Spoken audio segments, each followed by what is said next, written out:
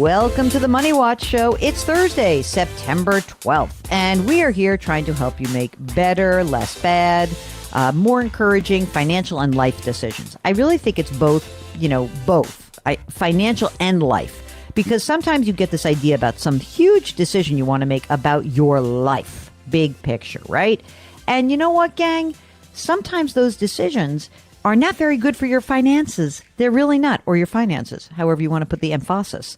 And I think that that's one of the reasons we built this show around you, that it's about your real life. It's about how you choose to make decisions and what the ramifications of those decisions might mean for you, your money, the other decisions, maybe the other goals in your life. So if something's going on in your life, and you want an opinion about the money part of it, give us a holler. Go to JillOnMoney.com, click the Contact Us button, and write us a note. If you want to join us on the air live, Mark, the best executive producer in the world, will do all the work. And Mark, by the way, is the co-host of this program. Hello, Mark. Hello, Jill. You remembered me this time. Oh, boy. I guess I'm going to get in big trouble for that eventually. I'm a little rusty. We're recording today. It is, where are we? As we record this, it is right after Labor Day.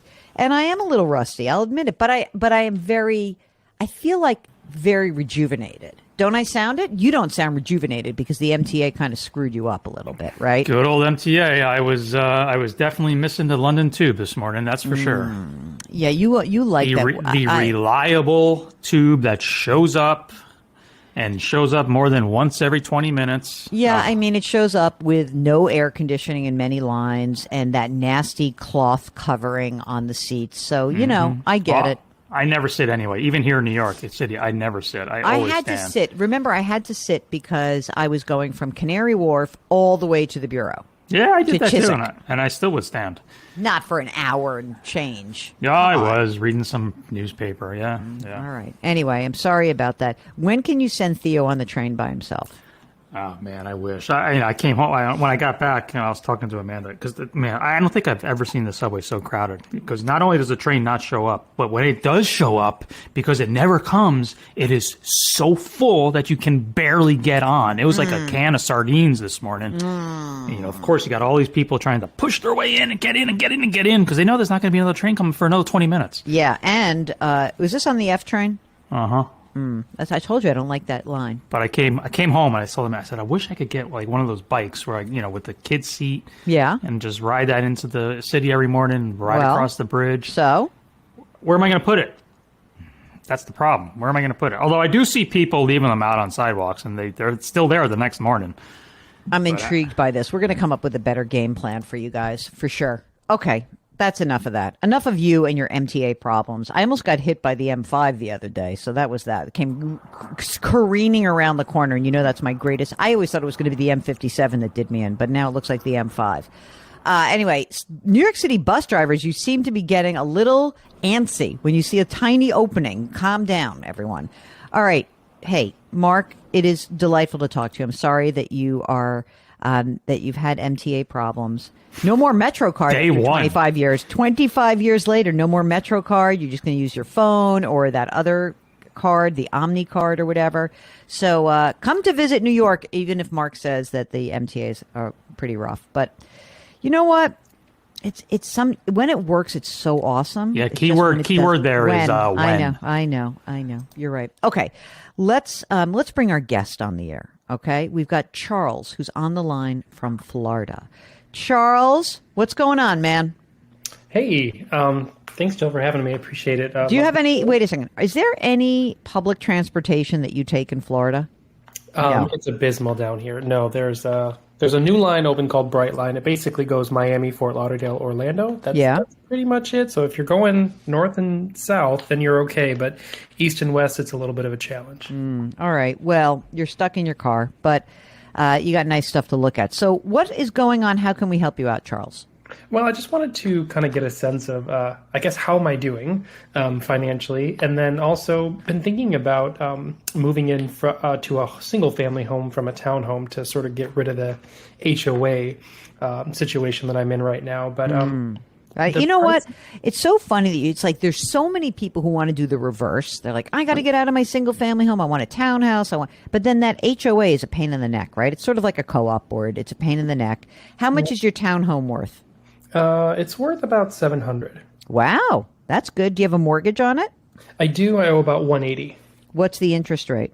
Gosh, I think it's around 3.25. That's nice. It's really And Charles, how old are you? I'm 41. Are you married, single, partnered? I'm single, partnered, potentially married in the future. Oh, tell us more. I'm engaged. And, that's nice. So we are going through preparations in the future. No date just yet, but we'll make one soon. All right. And your future, your intended is how old? He is 36. Okay, great. And you guys are living in the townhome together? Correct, yeah. Okay, great. So if we were going to buy a home for you newly engaged folks, how much would we have to pay for a new single family house? Well, for a home that we're looking at, originally I started thinking in the $1 million range, but I'm looking for what we want and what's out in this market right now in Florida. You're looking at about probably 1.5 to 1.8. Wow. I know. Do you want to come to New York? It actually seems more affordable. It could possibly be, I guess it's the sunshine tax down here, right? Yeah, man. Okay, well, that's a big number and a big jump up. What about your earning potential, the two of you? Like, what do you guys earn together? So I kind of just prepared my numbers. Our finances are a little bit separate right now, but I can walk you through mine. Sure. So, for myself, base and bonus, you're looking at about 276. Is the bonus consistent? I mean, is that when you say 270? Yeah. Okay. Yeah. So I'm going to say 275. I like round numbers. Okay. Yep. Base and bonus. Yes. I have been getting stock units that are on RSUs. So I kind of did an average of the last few years, and that's about another $12K that I'll receive in granted stock. Okay. Good. And what about your honey? He's somewhere in the $70K range. Okay. And so obviously 275, 70 grand, you guys are probably living very well because you've got this cheap mortgage and it's not that, and the mortgage itself, the amount isn't that much. Mm-hmm. So does that mean you guys have a ton of money in savings? Well, I have liquid right now, about 314. How much? 314. When you mean liquid, you mean like in the bank account or is it in a brokerage account? That's a combination of high yield and CDs. Okay. That's safe stuff. Good. Okay. So that's a lot of money that you have. Was it earmarked always to do the house?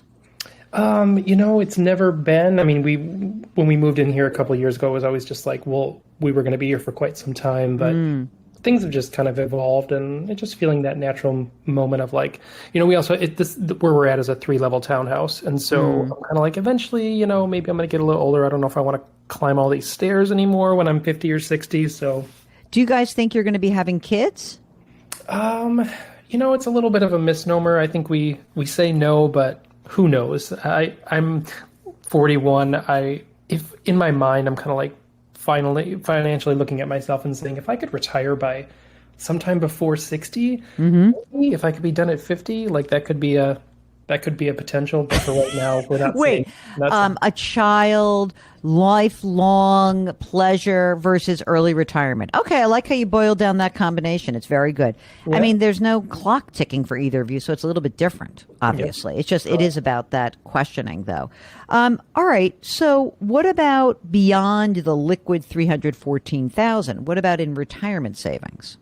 So in retirement savings, I have about $475K. Mm-hmm. Pre-tax or Roth? It's 49% Roth. Okay, great. And in brokerage, I have about a total of $3 million. What? Mark, did you hear that? Did I catch you? There it is. Bury the lead. Bury the lead. All right. So wait a second. But I have a caveat. Okay. Yeah. Right. Let's go. This is another. I listened to one of the other podcasts, and a person was in a similar situation. About 2.7 of that is an Apple, only Apple.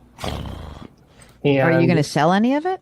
I've been trying to. It's too good to me. It's just too good. The dividends that I get alone on a quarterly basis are amazing. But that's you've seen it go up and down. Although, who who just said put out a buy on Apple that was so interesting? Who was that? I just read one of the big money managers. Anyway, but you could sell some of it, and certainly, you could basically pay for your house in cash, the new house, right? I could. I just the things I think about. Number one, the significant tax implication of cashing out that much. I think I've been trying to do less than $100K cash out per year to sort of smooth out the tax liability, and then just. But wait, can I just put a finer point on this for a second? Just let's just have a moment here for just the two of us. You know, the townhouse you're not going to keep to rent. You're going to sell it. Is that the intention, or would you keep it to rent it? I'm kind of 50-50. I mean, I have a couple of other properties that are. Oh, hold on a second. More burying the lead. How much? What do you got in properties? So I have another. It's a duplex property that's valued at about $730, and I owe around $560. $560. And how's the cash flow on that? It's going to be flat this year just because of taxes and insurance in Florida is just ridiculous. Okay, but it's 730, 560. Did you buy it a long time ago, or what was last year? Oh, okay. Okay, keep going with your other properties. Yeah, there's one other property. It's actually it's a condo that my mom lives in, so I bought it. It's probably worth about maybe $220, and there's no mortgage on that right now. And does mom pay rent or not really? Her boyfriend pays rent. So. Oh yeah, like Mom, you get to live here for free, but you're with him, he gets to pay. I'm Absolutely. Just kidding. I love that. Mom is there. How much do you? But they cover the expenses mostly, or not so much? I just cover the HOA, but they cover the utilities. Okay, not bad. If I had to compare your two properties, like the duplex versus your your 3-floor townhome, do you think that the townhome would be a better rental property for you? It's a great question. I just talked to our property manager, and she said that they just leased out one of the units, and by the way, they're all exactly the same unit with just minor different modifications. So it's like a 2-car garage with 3 levels, and they said it was fully furnished, and she got $4,000 for it. Jeez. So that's potentially what I could be looking at. So it's been very tempting to keep it and just rent it out and increase sort of like my rental portfolio. But then that would mean a significant, I mean, obviously if I... Yeah, then you don't have the money from right. Okay. Is it worth keeping this duplex? That's my question to you. I mean, I know you just bought it a year ago. What did you pay for it? $715. Did you put any money into it? We put 20%. So you could grab that equity. If you were like, you know what, this thing is not a great, it's going to be okay. It's not great. You wouldn't have any tax event. Let me just get my money out. That's a possibility. We could also sell the townhome. You're going to get whacked on taxes. But how long have you lived in the townhome, the 3-floor? It's about 3 years now. Do you have, do you both own it? Is it in both of your names? It's just in my name and my trust. Okay. So what did you buy that for? $400. So we'd have a small tax liability selling it, not a big one, right? Yep. Okay. I think this is probably a sale, I'm guessing, even though I know it's tantalizing, because we have to sell something to get you into this, what's called a $2 million thing. You said 1.8. I'm going to say $2 million. You're not going to have a 5.99 or 6.25% mortgage.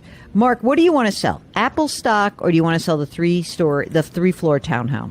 I mean, Apple stock would kind of kill 2 birds with 1 stone. I mean, he's way too much position in that one stock. So yeah, because one thing I was thinking as you were telling the story, Charles, when you were like, "Ugh, I don't want to pay the capital gains."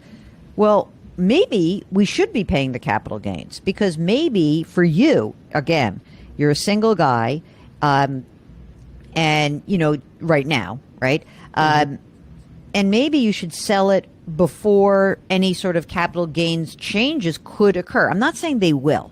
I'm just saying that we have like a year and a half before something has to happen. And it could be that that something that happens would cause the capital gains rate to rise. So right now, if you were to sell some Apple stock, not a ton of it, but some of it, you as a single person, you'd be in 15%, plus you have that extra 3.8. So you'd pay 18.8%, okay?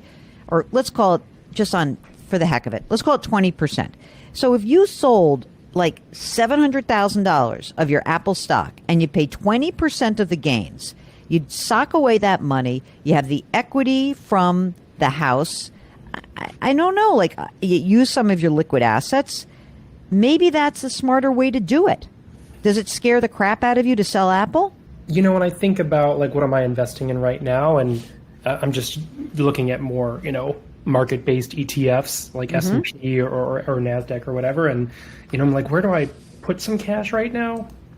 And I think that's kind of like even on a monthly basis, I'm like, I have leftover cash that I just that's how I got that for $314K in liquid. I just keep putting it away, right? So Apple seems like a solid place. But for that much money? I mean, are you ever going to part with it? Or why have it if you can't dip into it and use it? I mean, you're not even going to sell a lot of it. Yeah. You're going to sell some of it and to basically finance your beautiful single-family home with your new husband. Because that's what I've been trying to do with the Apple stock is like every year reduce my position more and more. It's just I've always been afraid of the taxes. I think that's probably the bigger thing. But what I'm saying to you is, okay, just to be clear, the long-term capital gains on your Apple stock, we're talking about 18.8%, right? Mm-hmm. It's going to be the same, by the way, married filing jointly. So if you wait to do this, let's kind of suss this out together. So a couple of things. Could stay exactly the same, right? And then you'd be like, oh, doesn't matter. I'm going to have to pay it at some point or not. It could go up or it could go down. Do we really think capital gains rates are going down? I don't think so. So now we're going to say, okay, could stay the same or it could go up. And it could go up significantly. It could go back to where it was. Yep. And in that case, you waited and you could have made a brilliant tax arbitrage of paying your tax today. And it's almost like the Roth thing. Like, let me pay my tax today because I believe that tax rates will be going up in the future, long term. Mm-hmm. And so all I'm suggesting, you don't have to sell it all. I have another idea for you to do something with this Apple stock. But if there's $2.7 million, what do you figure your cost basis is of that 2.7? Are you into it for like $1 million, $500,000? Like, what are we talking about here? Well, a significant portion of it was RSU, so it cost me nothing. Zero is not the ones I want to actually sell. How about the other ones? I know. That's the tough. I had an employee stock purchase program purchasing the other amount, and those are the ones that I've been selling first because I've had a cost basis. All right. How much money is in that stuff, in the RSU stuff? Let's see. Okay, so actually 0% is in my ESPP. It's all RSU. Okay, and so that means it's zero basis? That means a zero cost basis, yeah. All right, so let's just play this out. Let's say you sell $1 million of Apple stock, okay? Mm-hmm. You sell $1 million. Like, I know that seems crazy, but just stick with me. Now, is there a state income? There's no state income tax in Florida. There's no tax on the sale, right? So let's say that you're going to net $800,000. Okay. Now, let's see what else we have. Now, remember, I got to pay for this big $2 million house. You have $314,000 of liquid assets, right? Mm-hmm. So, am I going to use that? That's like my money to use for the house, right? Could be, yeah. All right. So I'm just going to say 300 there. Now, theoretically, if you sold your 3-floor townhouse, possibly. I'm not saying you have to. I'm just saying if you did, we have another 600 there in equity. Mm-hmm. Then I have another 170. I'm going to just say 150. Then I have 150 from your duplex. So now 1.1. I've paid for your house in cash. Mm-hmm. And you've paid the tax at 18.8%, which is as low of a capital gains rate for someone who makes 275, who's soon to be a couple making, 350. There's no way that that's going down. There's no way. And you'd still end up holding $1.7 million in Apple stock. Yep. You don't want to do this. Which is no, I'm not. I'm not saying I don't want to do it. I think it's just wrapping my mind around it. I mean, it's been that part of my portfolio has been like the biggest piece that felt some sort of security, right? Like if something happened, and I've done that, like when I purchased my mom's condo back in the day, I think I wanted like another 50K to make up a cash difference to pay cash for it versus getting a mortgage. I sold some there. I think like I said, I sold another 100K this year. So I've been dipping into it as life has come at me. Well, here's your life coming at you. It's so awesome. And, if you want to hold the townhouse, the 3-story, and you want to hold the investment property, you can get a mortgage, but it's going to make your situation look a little bit sketchy in terms of cash flow. You're not going to save as much money because, obviously, if you've got 1.1 million to put down, right? All I'm saying is, like, if you don't put the real estate, if you hold on to your other real estate, you put 1.1 million down, you finance this, 700,000 or 800,000, you get a mortgage. It's going to be, it's going to be a real number. Mark, let's do $800,000 at 6%. Give me the monthly on that. 4,800. Oh, 48. Okay. So let's say $5,000. And you just told me, how much are you saving right now? I put at least probably like 2,000 or more. So instead of doing that, we have $2,000 a month that goes there. The townhome is going to create more. I don't know what the cost of carry on the townhome, which is your mortgage is cheap.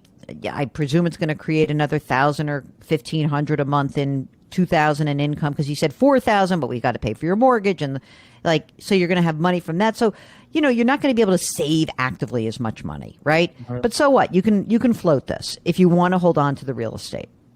But in my mind, if we're going to do this, okay, I think it is imperative that you put every asset on the block and think about it as a potential source of buying your new home. You have an amazing outlook. You're how old are you? You said 41. He's 36. You're making money. Could you retire early? I'm sure you could, right? I don't have to run the numbers right now to tell you that, you're saving a lot of money. It's great. But I don't really see a problem. By the way, is your fiance going to actually listen to this or not? I don't know. That's a great question. All right. Are you going to sign a prenup or not? Because you have all the money. I was waiting for that. I know. You have all the money. Are we doing a prenup or not? I haven't really kind of thought it all the way through, but it's one of those little, spidey senses in my mind. I'm like, do I or do I not? You have all the money, right? He has some money, but he makes $70,000 salary. You're in love. It's all great, but you have a lot of money. So I would say that it should be something you consider. You should consider it for sure. You're in fantastic shape. You know that, right? Yeah. It's like, I don't know. I grew up with very little money and kind of had some insecurities at some point along the way and fought for a lot of what I have today. And so it's one of those moments where it's just like you see the balances going up, but then you're like, is it enough? Like there's always that little fear in the back of your mind. But I think on a very surface level, yes, I realize that I'm in a very privileged position, in my opinion, compared to many people in the country. Well, I don't have to compare it to anybody, really. But all I can tell you is that I believe that forgetting about comparing you, okay? You're in great shape. It's great, really, truly. But I really think that you have to be able to use assets when you can use them, okay? That's the most important thing. Because if you wait around and you're choosing not to do different things, it's like, why am I putting this pressure on myself? I can pay for this. Mark always talks about how buying his house, it meant liquidating some of his assets. So, Mark, you're in the rebuilding period now, right? Indeed. Yep. That's why it's there. It's there for what, if you need it. It's, it's not there to just let it grow indefinitely and never touch it. Otherwise, what's the point? What's the point of doing that? Yeah. I think I feel like that's the biggest piece of knowledge that maybe I didn't get is people tell you, oh, here's how you save and open this account and do that. But nobody tells you how to kind of like wind something down. I know. No one teaches us how to sell and no one teaches us how to retire. Okay. Yep. Those are the two things. And that to me, those two issues, they're so big.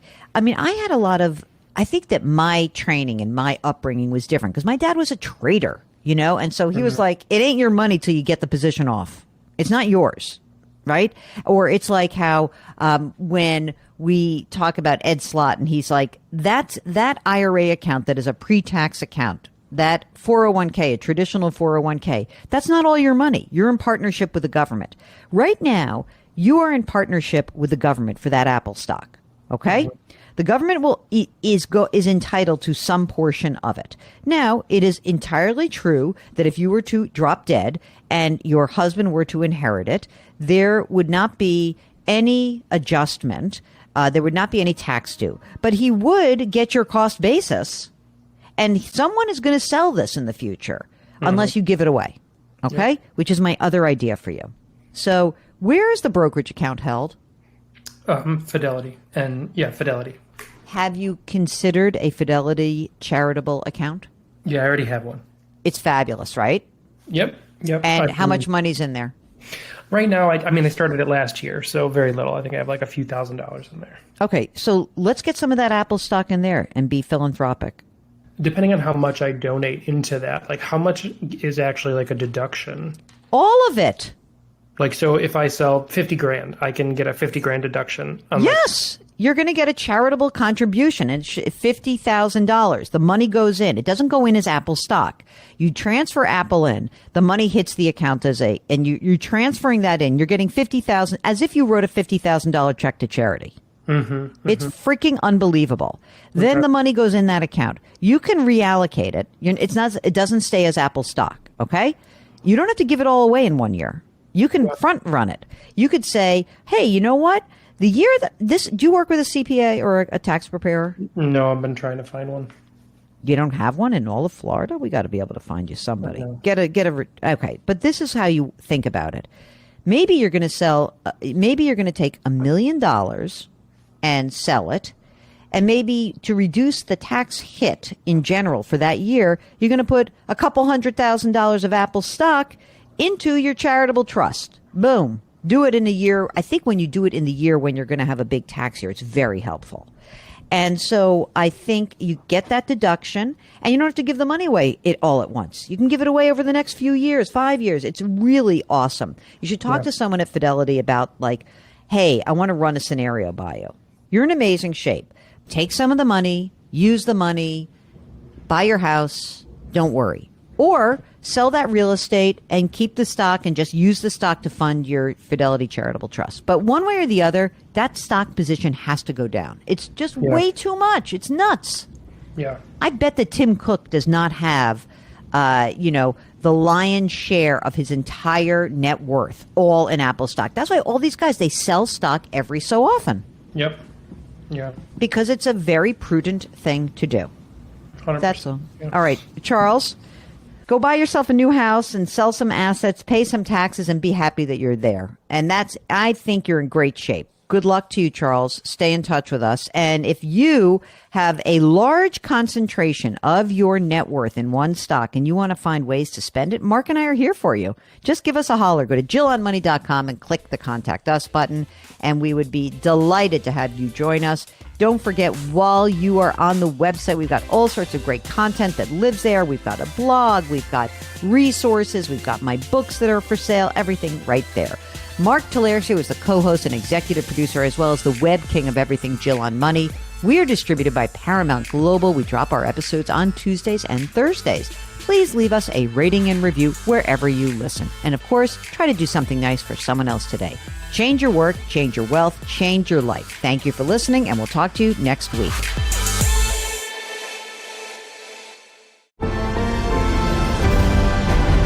Paramount Podcasts.